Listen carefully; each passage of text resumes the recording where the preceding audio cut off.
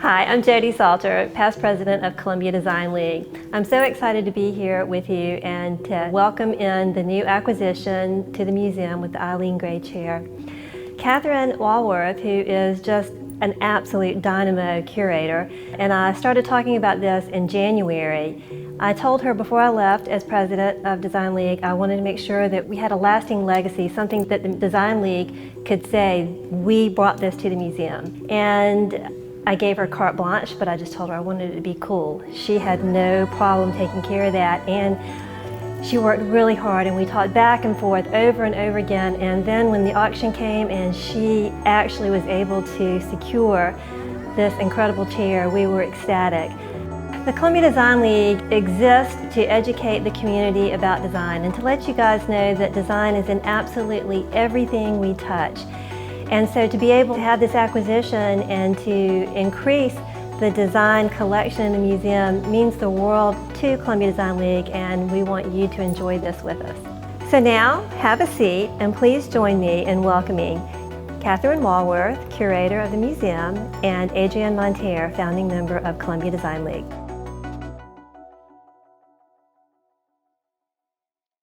Welcome. This is going to be a talk which is basically a mutual admiration society of two right now, and hopefully all of you when we are finished. So we're here to focus on the designer of this chair. And what happened is you all have just met Jody Salter virtually, and Jody was president of the Columbia Design League and came to me and said she really wanted to leave a gift. It was very important for CDL to help build the collection. And I got very excited, and I went sort of imaginary shopping and auction, and I presented Jody with two ideas, with one of my favorite in mind, and she liked that one. And then of course the thinking was, we'll run it by Tom and Adrienne, meaning Tom Savory and Adrienne Monteiro. And what I discovered is, what was your reaction to this possibility? My reaction was, this is perfect, absolutely perfect. And I was also shocked that a chair like this was even on the market. So what we discovered is we have a mutual girl crush, and so we're just going to go crush-tastic on this chair and tell you why we love Eileen Gray and the history of this. So do you want to talk a little bit about the Columbia Design League's mission? How this? Absolutely, absolutely. And again, it was so exciting when you and Jody were like, when we think, we're looking at this, I was like, a Transat chair, that is so perfect. So it really fits kind of in the mission that the Design League always had, which was to bring this, diverse design voice to Columbia. And the Transat chair is one of those pieces that it's iconic and people don't even know why it is. It turns out, if you start digging into the history, that it's one of the first to have the exposed hardware, to have this, architectural look to it. It's, at first glance, kind of a masculine piece, but then you're realizing, no, actually there's something very feminine, and there's a counterpoint to it. So when you showed me the photograph, I was just like, this is perfect. And then that it is the black on black, which is the most elegant. I guess it turns out that Eileen Gray had done a couple of prototypes, but I think it was more that a lot of her furniture, but particularly the Transat chair, didn't she decide what to do based on the client's wishes? So that the black on black is not necessarily, there could be ones with brown, sycamore instead of the lacquer. There were multiple variations of upholstery and wood finish, yeah. Yes. So. But I think we should back up and talk about who Eileen Gray is, and how we both fell in love with her. Because the reason that I knew her from a book that I read, and I love modernism. I was excited to learn about this. I love an underserved subject, which means an art historical topic that has not gotten full attention, or someone who has been recently rediscovered, so it's still fresh and new. So in 2013, I was finishing up my doctoral work, and I was going to be a warm body to count heads and be a chaperone in a class in Paris. And the night we landed was the final evening of an exhibition at the Pompidou Museum, a retrospective, the first retrospective in 40 years. I mean, it was a phenomenon. It was the last night, so I went right from the airport to the museum to see this exhibition that evening. And then in talking to you, you just saw the Counterpart exhibition after we started talking, but just afterwards, weeks afterwards. Exactly. So I was so curious about the idea of the chair at auction, what's going on, why is this happening, and realized that there was this momentum that was building. And I didn't know until you and I talked about the show that you saw at the Centre Pompidou that the Bard Graduate Center in New York was going to have this show. And it was like maybe a month after your first interaction with the auction house. I was like, oh, wow. And then I realized, well, I always need an excuse to go back up to the city and see my daughters. Yeah. So booked a ticket.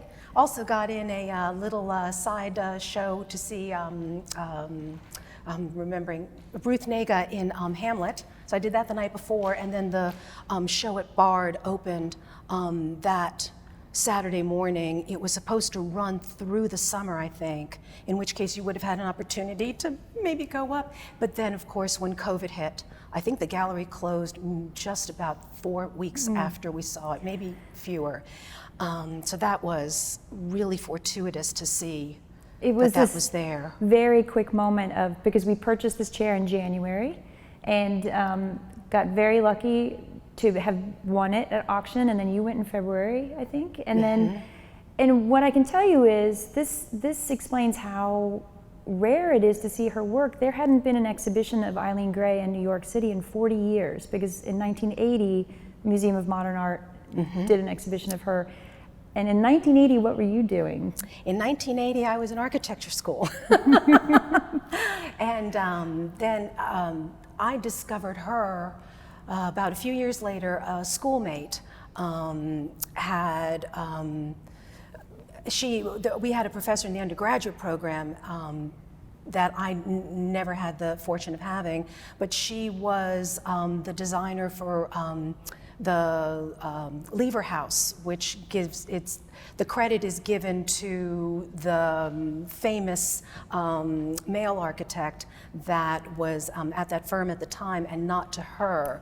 So my schoolmate had been in the class, and the professor had mentioned some other women architects that also maybe didn't always get credit. And so that we kind of knew the name. Then the furniture I would pore over the journals in breaks between class and go through the journals, and I saw the furniture, and it was very architectonic. So I was really attracted to it then, and then eventually discovered her architecture. It's a funny story because in 1980, L'Architecture d'Aujourd'hui, which was a journal that all the architecture students read, and it credited one of her most famous house to another architect, the very well-known Le Corbusier, which is the great modern. Yeah, yeah. And this is where, so we realized, we looked across time and space at each other and realized there was a huge Valentine between us, but it goes on and on. I described it almost like a mosh pit where these different women were carrying Eileen over their heads, because the sale, Mars Silver was the name of the designer, I believe Connecticut-based. It was parts of her own furnishings and her collection that was being auctioned off. And then it was, do you want to talk about André Poutman? Yeah, so it turns out that this is a reissue. I believe is it 1985? It's in the mid-'80s. So André Poutman had started off, well, actually, her parents wanted her to go into music, and she was training to be a pianist, and her teacher had said, well, if you give it another 10 years, you might be good. So, and she was like, well, I'm not really interested in that at all, but she did have an interest in design. She started doing some interior design in France, and I think she did the Morgan Hotel in the 70s, which always surprised me that it was done so early, because it was so beautiful. Great transition between kind of maybe more Art Deco, Art Nouveau, and of course contemporary and modern. And she started a furniture company, Carte, and somehow she gets the license to a few of Eileen Gray's pieces. 5 things. I know one of the other ones was her wonderful satellite mirror. Right. So basically what Andre Putman was doing was being an archaeologist of these early modern designs from the teens and 20s, probably 20s mostly, that we know today. And I think people buy them for their homes and don't know that they were designed in 1923. Exactly. So she fell in love with Eileen Gray, and in fact, I think Eileen was her sort of reason for the first one she wanted to reissue. And it's okay, because Eileen in her own era dreamed of reissuing pieces. There were only 12 of these originally made, 9 I think that we know where they are, and so, you know, for us to have accessibility to get one of these, you want to get as close to the reissue as you can get. So, and that's always an issue with design and collecting design for museums too. But I would like to talk about who Eileen Gray is, and I think we can kind of trip lightly over the beginnings in broad strokes. That she was born in Ireland. We associate her with France, but she was Irish, and always very proudly Irish. And so she's an English speaker in Paris eventually, but grows up in a wealthy family. She is never without money, we could say, which I think colors her biography later. Yes. But leaves and with her mother visits. So she was born in 1878, which I think is so important. She was such a grown-up. The things that she was doing at this moment, you know, she was in her 40s and 50s, recreating, reinventing herself. But in 1900, she goes with her mother to the Paris exposition, the World's Fair, and it was at that she, and also they had a home in London as well, and so she went to what's now the V&A and discovered lacquer. So do you want to talk a little bit about her lacquer wear? Or? Yeah, so what's so interesting, I think, about it is that she falls in love with this very traditional Japanese and Chinese decorative art. And it's almost as if while she's doing the lacquer, which is a laborious, it's something like 18 layers. At one point she sets her workshop is basically the tub, her bathroom, because you need humidity. It takes days and days and days. You have to dry it out weeks, in between polishing. I think she has to stop at some point the fabrication because of the rashes on her. It's carcinogenic. It's illegal, like in every nation except maybe 2 in Asia somewhere. So she is attracted to the lacquer. She loves the quality. She, I think, perfects a couple of things where she's kind of avant-garde in her way, which is a thread throughout her entire life. I think she's one of the first to really get that gloss going. From what I know about it, she certainly is the first to really expand it into these very large architectural screens and the furniture. And she's always experimenting. She comes up, one lacquer connoisseur credits her with having developed a blue. Apparently blue is the hardest color to, and she masters it. And from the lacquer, she then starts experimenting with how you might get it on the furniture. Is there a way maybe to use it, but maybe it's a luxurious, because it's so, and this is kind of another thread that runs through her life. She comes from this wealth that allows her to take opportunity, to open up her own storefront to sell her wares. These are things only an affluent person can do, but she, from the very beginning, some of her lacquer work are just simple cups and dishes, you know, that she kind of thought, if I could get away to not mass produce, but if I could get a way to make more of them, then maybe they would be more available to the public. And one thing I should say too, her mother remarried, but her father was a painter who then sort of tripped off to Italy. Yes. And so there's that kind of rogue element in her DNA as well. And so she went to the Slade Art School, so she was trained in painting, and so many things come out of painting eventually, and we'll get to, so she's not alone in that. But also, what you and I love about her is just her bravery, and we were talking about how she flew in that airplane in 1913. And to say that you flew in an airplane in 1913 is not to say you flew in an airplane today. It's basically you were up in a kite, like a 3-dimensional kite.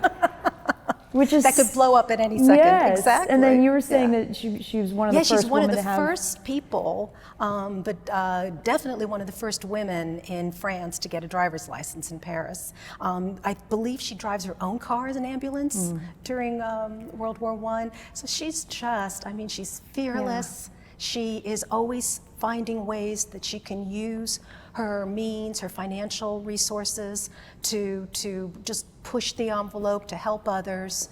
It's just... And she had all these female friends, and she had admirers, and she was proposed to. She never married. She never married, never had children.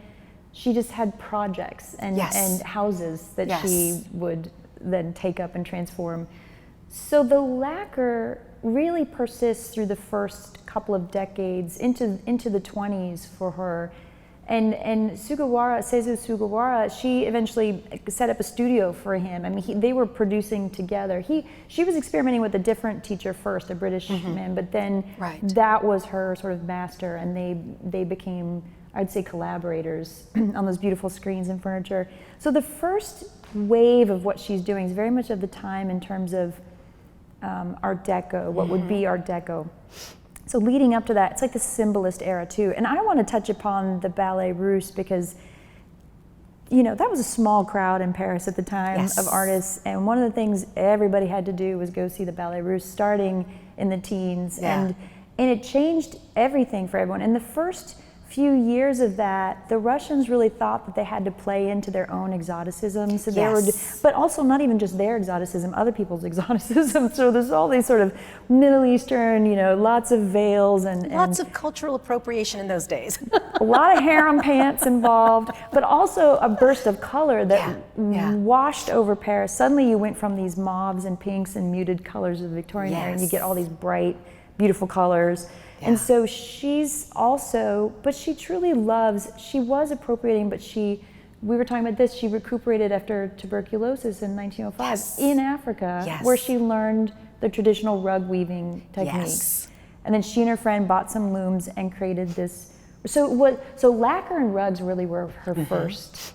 Right. Yeah, which are very time consuming. Very time consuming. And I think she eventually sets up a workshop down the street, maybe from her apartment, I don't recall. And at one point she does have, I think, 12 weavers working on the rugs. But I think we're now, so we're getting close to, I think, I don't know, for me, and Catherine, you would know as well in the other arts, but for me, in the design arts, there's something that happens between the wars. And so there's also the sense, to me, Gray is one of the first designer artists, architects, who really starts to eschew the luxury. You know, Jean Desart, which is Desart being the desert for North Africa that she loves so much. The clients coming out of there, very, very wealthy. This was her gallery, her storefront. Her gallery that she found. From what I can tell, she might be the first woman to open up a gallery of her work and sell her work out of it. And it just seems like she starts to pull away from the idea, and it's almost like the lacquer is part of that narrative. She pulls away from the idea of these high-end, laborious. She has 12 women in the workshop working on the rugs, and I think she starts to pull away from what is this, especially after World War I and going into the Second World War with everything that's happening and mass production, and I think she starts thinking she starts wanting to explore how design might be able to provide for others than just these private commissions, and it seems like she pulls away from that world. A little besides bit more the after fact World that War socially II, she I pulls think. away from it. Yeah, I think World War II, especially after that, she really got into way more democratic things. But also what you're saying, and also what you started to say earlier about this time period. So she was exhibiting at these artists, these decorateurs, these decorators. The Society for Decorative Artists, right? Yes. And they what do I didn't these salons. I didn't realize until looking back today, then she became part of the dissident wing of it, Yes. the Union of Modern Artists, which I very much love. But before that, I think she was getting bad reviews mostly. I mean, she heard her bad reviews more than she heard the good ones, Right. but because she was considered bizarre because I think she was transitional. She was exactly. Because I think she wasn't French, because the French still had those Louis XIV, Louis XV styles with the feet and all of that, but she could be fresh and she was incorporating Cubism. And so the Cubists were also showing in these same, we're talking about interiors. We're not even to her Right. buildings, we're talking interiors. Exactly. And interiors are basically painting in space. Yes. So her colors and her fabrics and sheen, and then the way the lighting effect, and what you're talking about, the brick screens, the way the light would play through that. And she's moving away from lotuses and tassels. Exactly. Oh, there's a funny story about the tassels. Okay. So apparently, I think it was the 1972, Jean Doucet Doucet. had been a client of hers. He was a Couturier. He was a fashion designer. And a collector, apparently. And she maybe designs, I think, maybe an apartment for him, but she certainly outfits an apartment. And he collects her screens and her furniture. And apparently he commissioned her, and he's the client for what's called the lotus table, because it has the engraving and the lacquer of lotus flowers. And in 1972, I think a journalist was walking through, and she supposedly leaves the sales room of the auction and says something like, "I wish I had a pair of scissors. I would cut those tassels off," because apparently the client Had wanted wanted those. that. And I think it was Jean Doucet. Which makes sense because it's a very fashion And when you look element. at those tassels, and those tassels were written up like, "Oh, look, someone's Yeah. experimenting multimedia," and she was like, "No."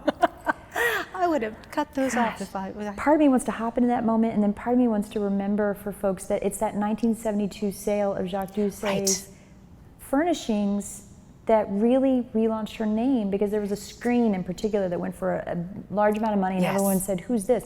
There'd been rumblings a Yeah. little bit, like in the late 60s before that. But she was still alive and in her 90s, so she lived long enough to see her own reputation be excavated, which really had been dormant, I would say, since the mid to late 40s. Exactly. She was designing for herself in the 40s. Exactly, yes. Yeah.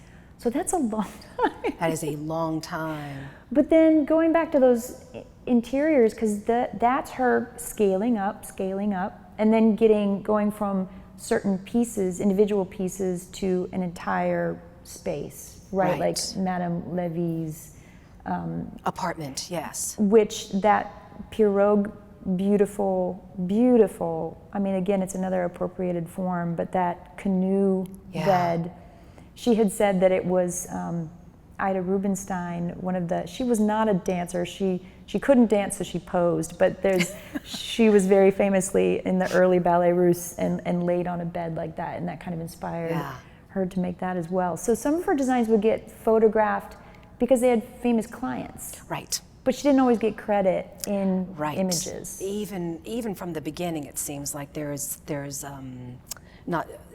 That seems to be a unfortunate theme of her not receiving credit for her work. And for me, studying those early modernists in school and then as a young architect, and we were desperate for female role models. So when we hit upon Eileen Gray and Lily Reich, who works with Mies van der Rohe, a famous Bauhaus era architect who then comes and actually has work in Chicago, and Charlotte Perriand, who works with Le Corbusier and Le Corbusier's cousin Pierre Jeanneret.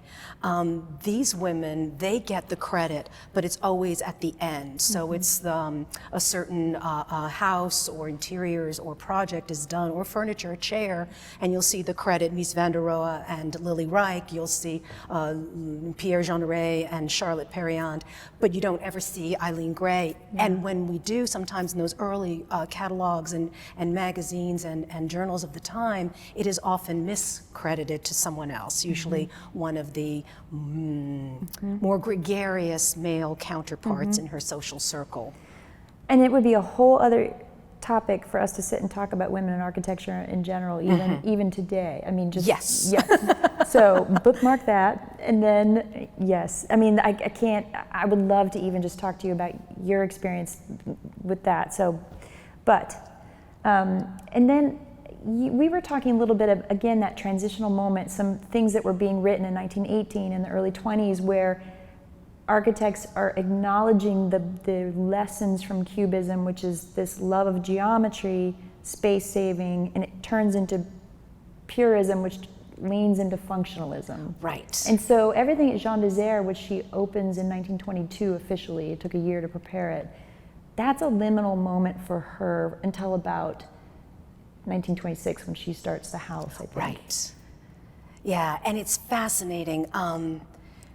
There are, I believe, is it the Monte Carlo room? Yes. Is on exhibit, and I think Le Corbusier may have been the one who maybe, I can't remember, but wrote something nice about it? Or? Yes. Well, apparently he thought she was the bee's quite, knees. and I think it was just kind of a convenient story to have them be, and we'll get to that when we talk about one of her houses, but the transition for her, it is her relationship with Jean Bonavici, a Romanian architect. And the Distel architects, And too. They loved her. They sees- got each yes. So her interiors are being exhibited in the Salon for the Decorative Artists, for the Union of Modern Artists. It's and she and Bonavici travel, and they go to Germany, they go to the Netherlands, but it is the publication of some of her interiors that get her a lot of acclaim, and then Bonavici works with her, kind of realizes she has the resources, and together they come up with a scheme to go to Vézelay and to purchase some properties and to start renovating them. And there she is without any architectural training per se, and she is doing this magnificent work just based on the things that she was inspired by. What Bonavici ran a journal that is quite important in both her career and Le Corbusier's career, called L'Architecture Vivante, or Living Architecture, which was a kind of a theory at the time that architecture needs to be living, not just static. And there's a small village, and they purchase a bunch of properties, and she starts to experiment with architectural form for the first time. Is my understanding is that kind of where she, cuts your teeth, so to speak. Bonavici encourages her, and so does Corbu, to start expanding that more. And then the house that she designs for him, with him, for them together. So, okay, this is not chronological. So I have two thoughts. One, I'm very interested in the way ideas moved in the pre-digital world. So even as you were saying, like we were talking even before this, you would say the journals were everything to you in the 70s, 80s. Yes. That's where you got your information. Yes. This is also where, so the fact that he's the editor of this architecture journal is like her going to school. It's Exactly. like a correspondence course, right? So even Le Corbusier was not a trained architect. Am I right about that? Did he have a degree? No. So I don't think degrees were really right. a thing. This is the thing. You might do engineering, you might do something. Yeah. So she was learning through this relationship with Jean Bonavici, who shows up and he's very debonair. But I want to backtrack because it's said that they were in a relationship, and they very may well have been. I think it probably ebbed and flowed, and they were more just like really got on together. Right. I think that her purse strings were a big bonus in the beginning for him when he wanted to build, but I think they really respected each other, and there was a lot of give and take there. They were probably briefly involved and did live together at the house that they built. But before that, it's worth pointing out that in the 20s, she was dating a famous singer, performer named Damia, who I think got her out of her own way in terms of her social isolation. And I think that has a lot to do with how she's not better known, because she had this level of shyness. She was not a showboater in any way. She was a hard worker. Yes. And she was brave, but she would walk into a famous person's store but never introduce herself to the famous person, even if they had connections. Exactly. You know, so I think, so when she was with Damia, they would drive around and they had this sort of wild life, and then I think she got tired and went back home. So her identity. And that's a theme too, where she's in Paris and then she escapes to, you know, the Riviera or Saint-Tropez or. Right, it's almost like the introverted nature and of not her. being in Paris where the journalists are. And she also doesn't do the manifestos. Everyone's writing a manifesto, whether you're a painter, a sculptor, an architect, and people thought that they were, you know, in those days the arts were so fluid. Right.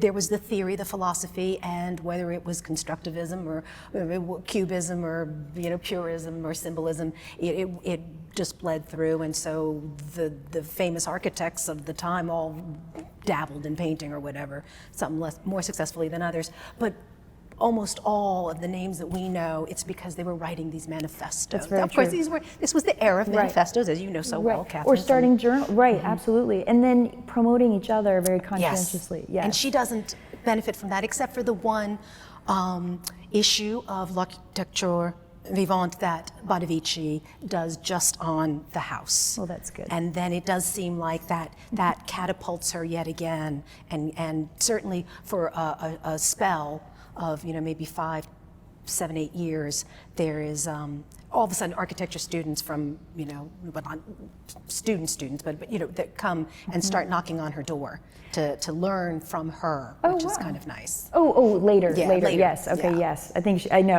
was. But like, it's when who she are all gets these people? published. Right. Yeah. So this brings us then back to the Transat chair and this moment. I mean, there were iterations of this before. There were designs that were earlier, but it was really, so E1027. This is the house.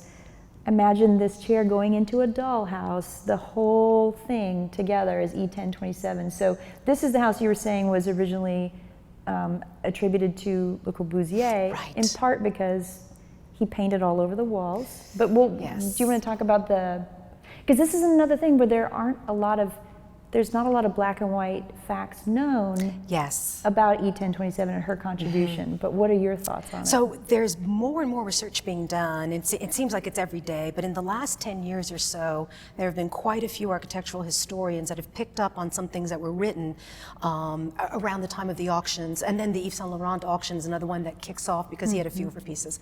So the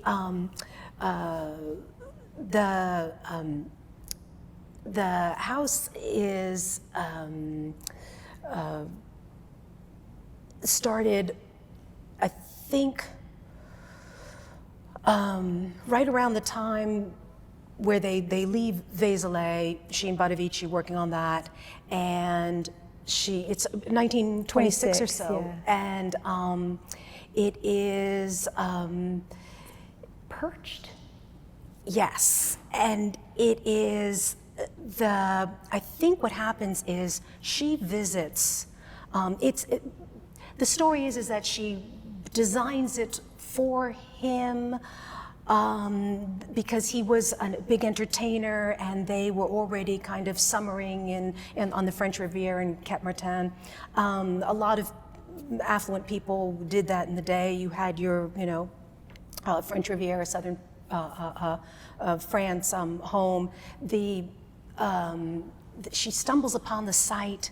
It's almost dangerous to get to. I mean, it's just wonderful, her personality that just shines through. It's between the Mediterranean and a railroad track. And you had to park way up there and walk your way down. It's like terraced. There had been, you know, who knows how many thousands of years that farm had been there. And so they work on it together. You know, at this point, he is a trained architect. He helps her with some of the technical drawings, but a lot of the drawings, it seems, and this is what's so great about the new research that's being done, a lot of the drawings are in her hand.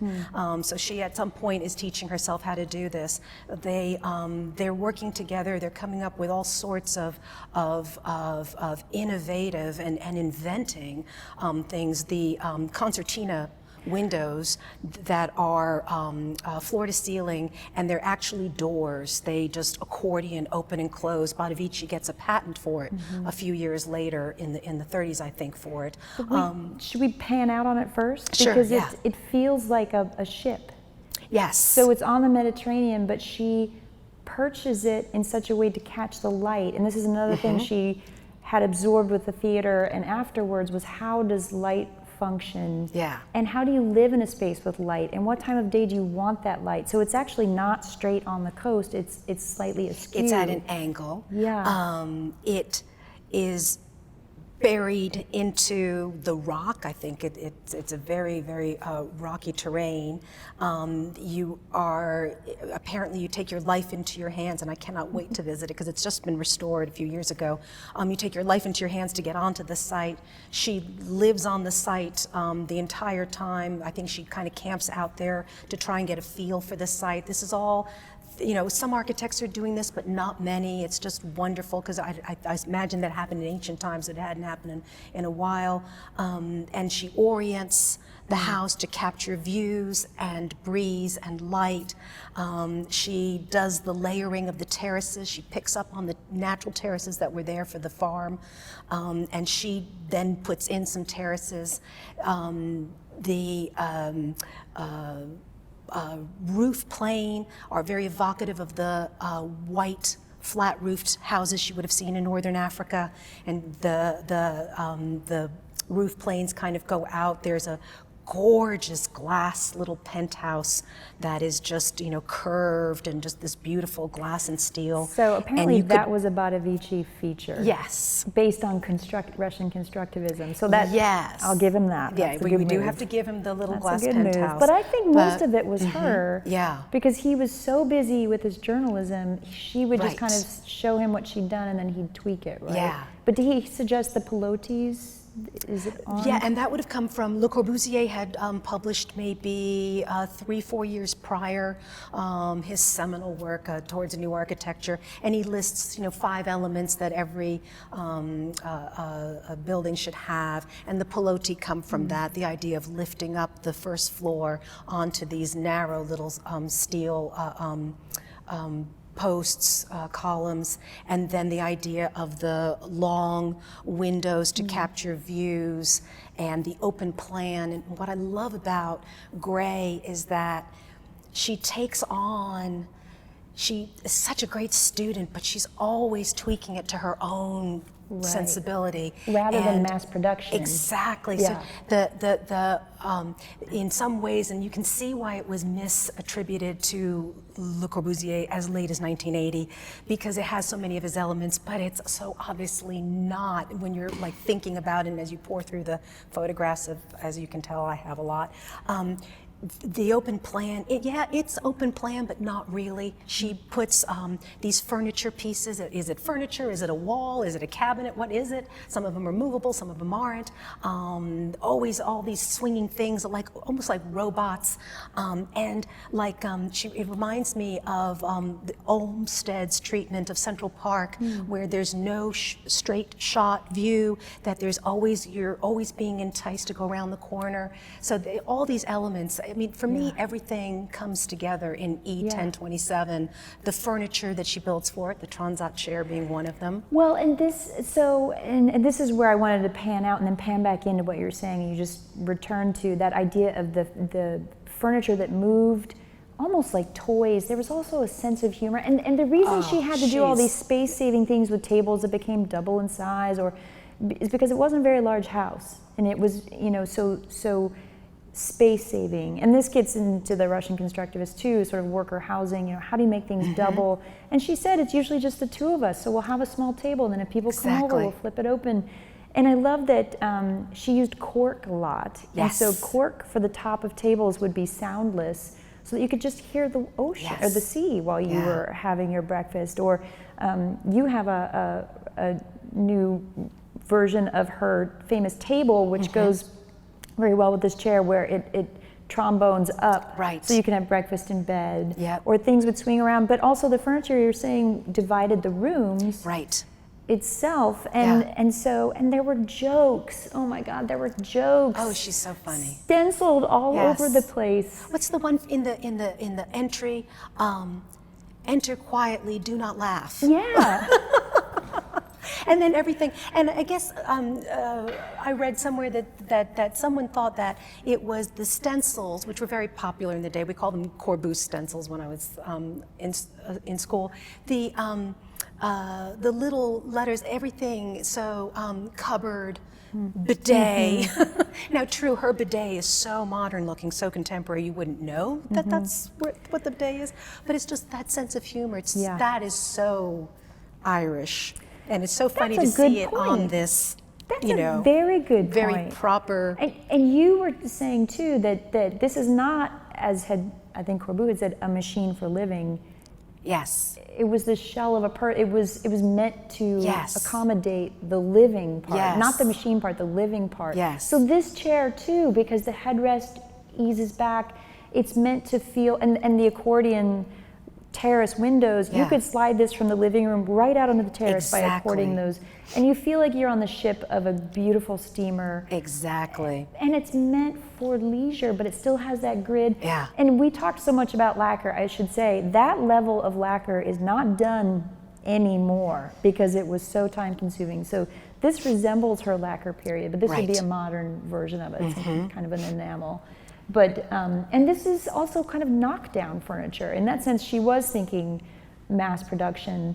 But, oh my gosh, we could talk forever, because then she goes on to build her own house. For herself. All by herself, for herself. Yes. And I don't know, I almost think, we could go on forever. I feel like we need to come back to some big things that why do we love her? That's an excellent question. There is no reason not to love her.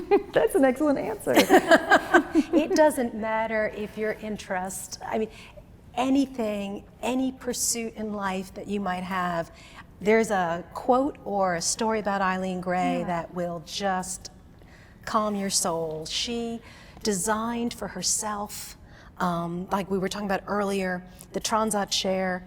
It was almost made to order. So there's one with a green canvas sling, truly as a beach chair. I believe some Maharaj in India had commissioned those.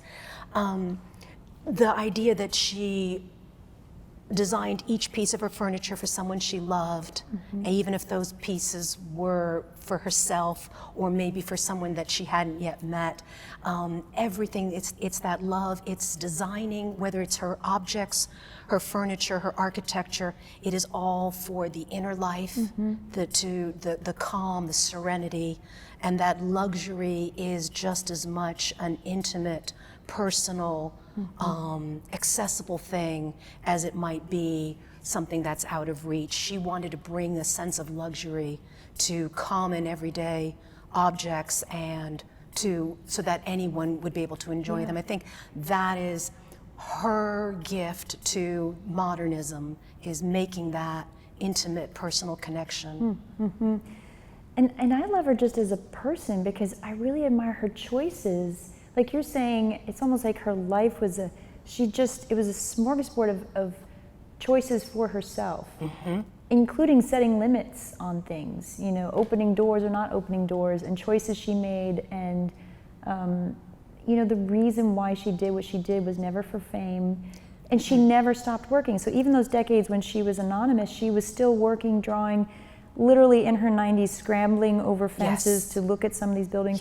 And all of her homes during World War II had been, vandalized by the German soldiers and others who had come through. So she had to kind of rebuild, and she kept working. And for me, having her, you don't see her, there's not enough of her output to be in many museums. Right.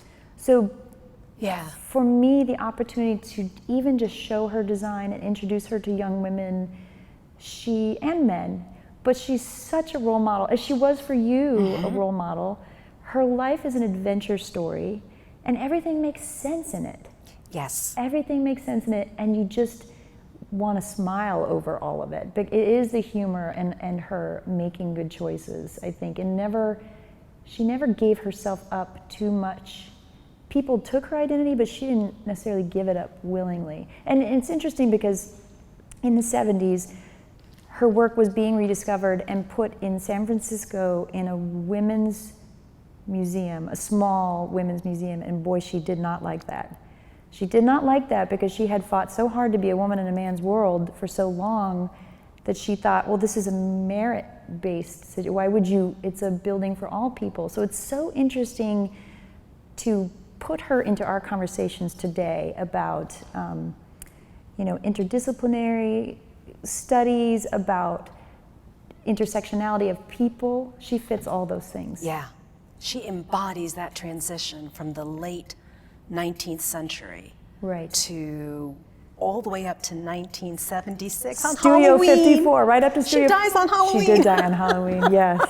And she was designing up to that day when they finally got access to some of her drawings. She was still designing all sorts of cultural centers and public amenity projects that if anyone could pick those up, and maybe it's just, a lot of it's still groundbreaking. There's at work age to be 98. done. Yeah, it's like where she left off, you picked up as a young student, and now look at you. So we could go on, and we have gone on when you all were not here for longer than this, but we will open this up to questions now. Hi, my name is Dana Witkowski. I am an engagement specialist here at the Columbia Museum of Art and the Columbia Design League liaison for the CMA, and we are so glad that you joined us this Sunday afternoon for Please Have a Seat, a conversation on Eileen Gray. And I have a couple of questions that we're going to talk with Adrienne Monteer and Catherine Walworth with. So thank you for sticking around and asking us these questions. So I will bring it over to Catherine and Adrienne for the first question. All right, so let's see, we have, who are some other women architects that might not have gotten credit, or do you have any, favorite architects that you just want to discuss briefly? Adrienne mentioned a few of those in the talk, which were really big hitters. I would add to that, and Adrienne, you may want to expound on some of those, but Florence Knoll, not so much as she was more of an architect of space, but the Knoll International Company, her husband, again, had been sort of the primary name, and I think it was 1955. I don't know, Adrienne, you can probably correct me there.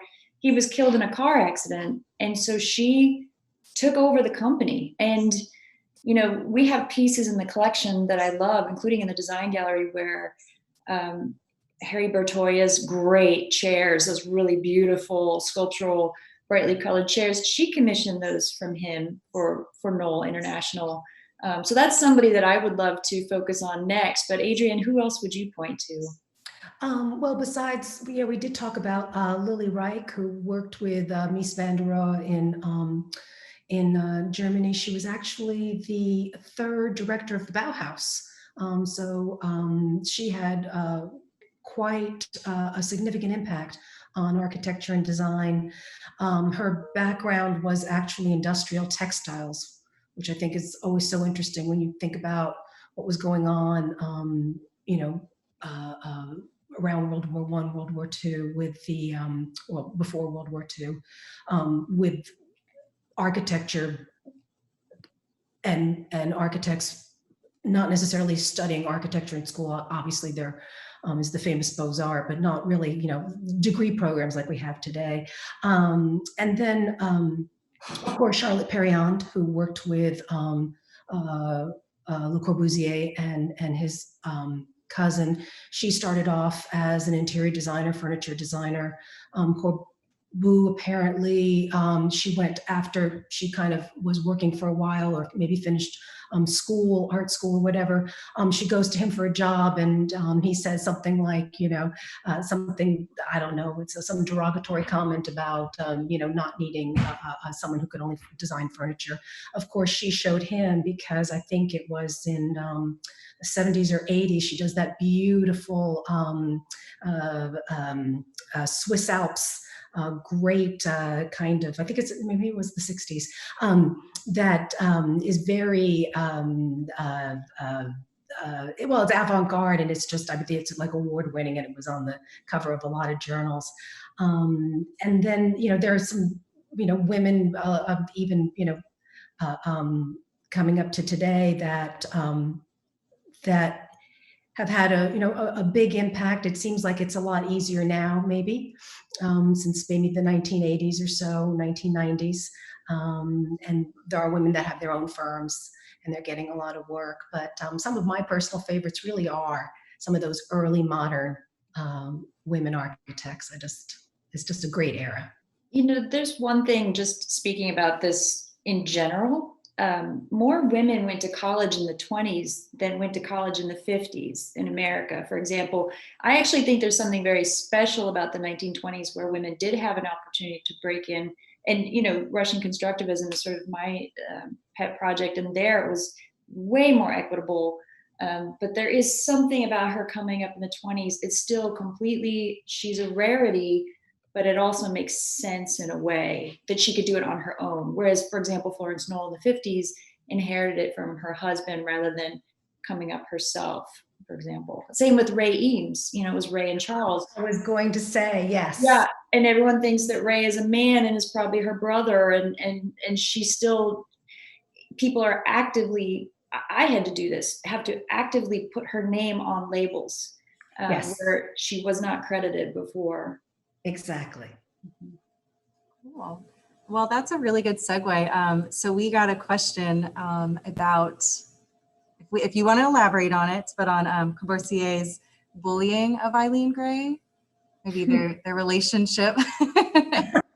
This is so funny because I almost this weekend watched that. There's a film based on Eileen Gray that looks real kind of torrid, and they're really making a big deal about her and Le Corbusier. But from what I read, they maybe met each other 5 times. It was almost like through Jean Bottavici as middleman, right? Like that's why the influence of him was not so direct on her. It was, she could see his projects, but the bullying, the painting on her walls, Adrian, take it away.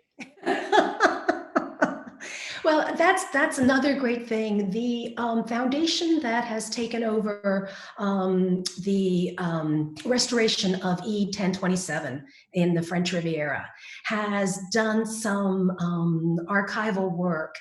And they're now beginning to wonder if Bottavici, who was living in the house by himself at that time, Gray had moved on. In fact, I think she was living just up the road in a house that she designs totally for herself. So that's how we can kind of see her genius, is what she does when she's on her own and not working with anyone else. But apparently, Bottavici was so into this idea that was coming out from Corbu and Fernand Léger about painting and how painting can make walls in spaces even more vibrant. Again, that living architecture. And there's some question as to maybe Bottavici asks Corbusier, at this point, Eileen Gray has moved out, she's doing her own thing, and that maybe it wasn't this kind of marking of territory as it used to be felt. The murals are there. His quote is, "I only painted the bad walls. I left the good walls alone." But there's 7 or 8 of them, so there's a lot of walls. There aren't that many walls in the house to begin with, so there are a lot of walls, I guess, that he thought weren't necessarily good walls. When she finds out about it, which I think is several years later, maybe it's not even until the 70s that she finds out about it, shortly before her death, and she was just so upset because, of course, I think she felt that E1027 was her baby. Very, very much her personality was put into that. And ironically, Adrian, wasn't it partially, and that's part of why he was credited with the house, because his murals are on the wall, and that is likely one of the reasons why the house exists to this day. Exactly. Yes.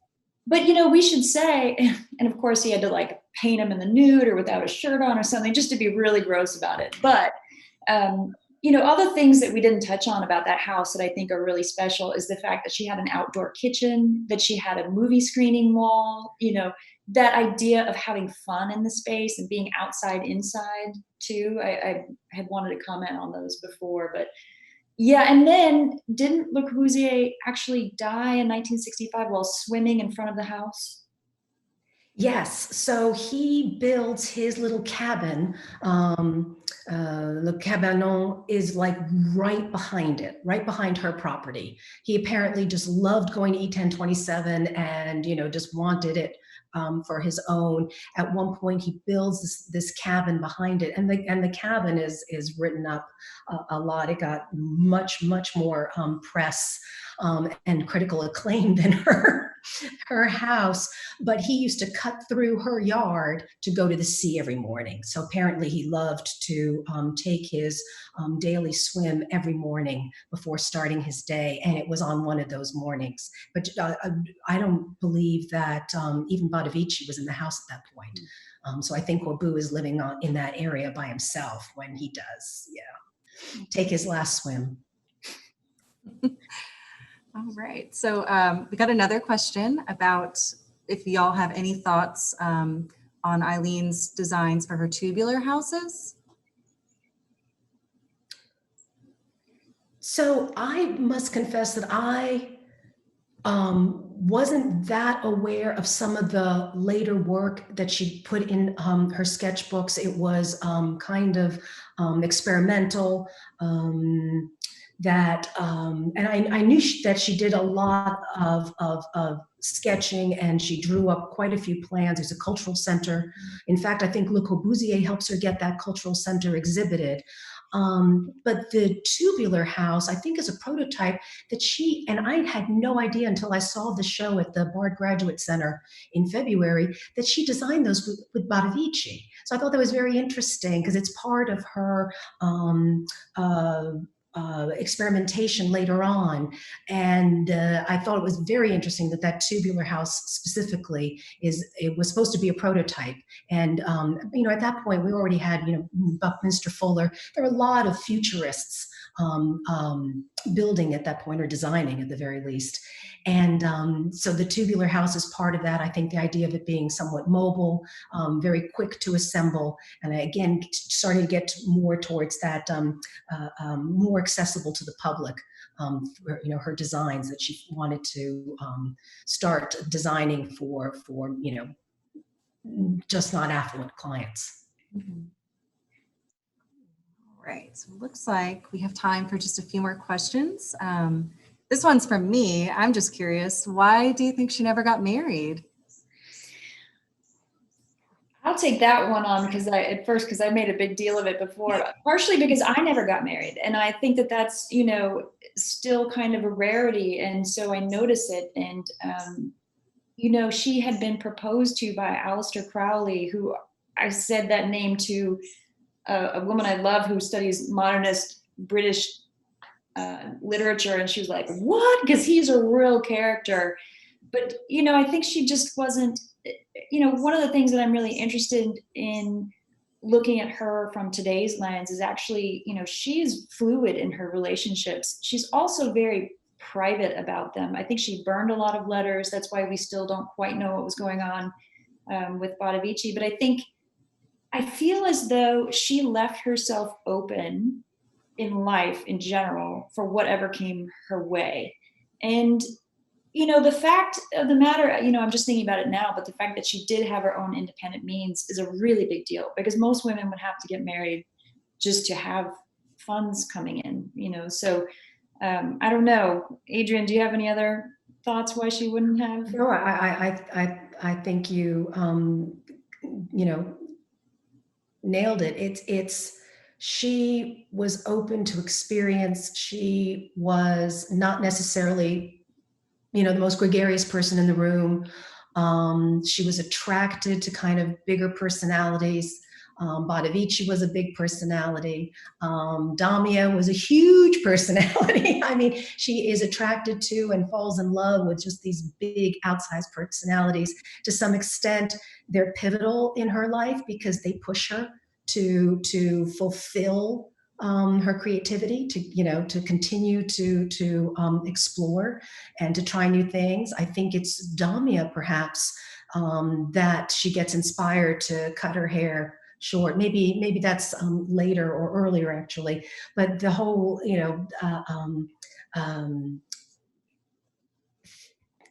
theme of her affluence, I think, is an important one. And Catherine, I agree. The way I see it, I do believe that had an impact. She did not have to marry. She did very, very well, selling her furniture, getting commissions to do the apartments in Paris. And then, of course, what she inherited from her mother. So I think that in those days, if you didn't want to get married, you certainly didn't have to. So I think that liberates her. And I also think she just didn't have any interest in it. Yeah, I agree. I think just as a person in general, she liked her alone. She liked her space. But she also, this is one thing I also meant to touch upon, because I think she had an important relationship in her life. She had a few. And one of them was Louise, her employee, her sort of everything, her right hand, who, when you're talking about rooms in the house and where the employees work, it's often Louise's room too. And what was that like? And she was with her for decades, up to the end. So yeah. There are different kinds of relationships in her life, and female friends, I think, were huge for her. And some of her early friends from Slade were important. Some would drop off, but a couple stayed. Yeah. Okay, I think we have time for one more question, and this one's really good. I am excited about this one. All right, if Eileen Gray was still alive today, what is one question you would ask her? Oh my God, I don't have a question. I would just want to go out for drinks. Let me think about that. Oh my gosh. I mean, it depends on which version of Eileen do you want to talk to. Part of me wants to just totally hang out with the 90-year-old who was just watching herself get rediscovered and watching all of that happen. And then part of me would love to be up in that airplane with her. I mean, I don't know, Adrienne, what would you ask? Yeah, I mean, if she were alive today, then that's kind of assuming that she would have seen so much advance in technology. I think I would want to see what she was drawing up. Apparently, up until the day she died, she had designs on her desk, and she was, designing, buildings and structures and communities. And I probably would like to ask her if she thought that any of the urban experiments of the 60s and 70s, even the 50s, that Corbusier, for instance, was involved with, where she thinks we might be able to go to truly have equitable communities in our cities today. Because it seems to me that towards the end of her life, she was very, very interested in taking those post-war international style and Bauhaus kind of theories and expanding them or blowing them up and applying them to just a whole other way of thinking about how an architect can design for the environment in which they live. So I'd be really curious just to see what was on her desk. And hopefully she'd have me over for a cup of tea.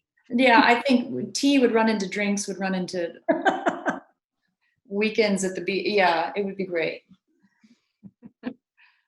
Well, thank you all so much for staying for this Q&A. Catherine and Adrienne, do you have any final words before we conclude? I just have to say again, how lovely it is to rediscover someone. And then I feel like I rediscovered Adrienne through this, and the fact that we both loved this person. I mean, even before this, Adrienne and I sat on her front porch for 2 hours and we talked about nothing but Eileen Gray. And I walked away and I just thought, wow, I haven't done that in a long time. It's just been such a nice experience. And so I hope that people hope that people will have fallen into this subject through this. Well, I want to thank everybody for joining us tonight, and thanks for the questions. And absolutely, run to the museum. It's open, and see the chair, and then walk around. Also, go in and see the rest of the chair collection. This is just, it's fabulous to have this piece. I'm just so excited. And then, of course, if you are interested, if you enjoyed tonight's program, and if you are interested in design and Eileen Gray and chairs and houses and everything else that we discussed tonight, please, if you're not a member already, do go to the website and join the Columbia Design League. If you're a member of the museum, and definitely join the museum if you're not. And I just want to thank everyone again. Well, thank you. Well, y'all have a great rest of your Sunday, and thanks for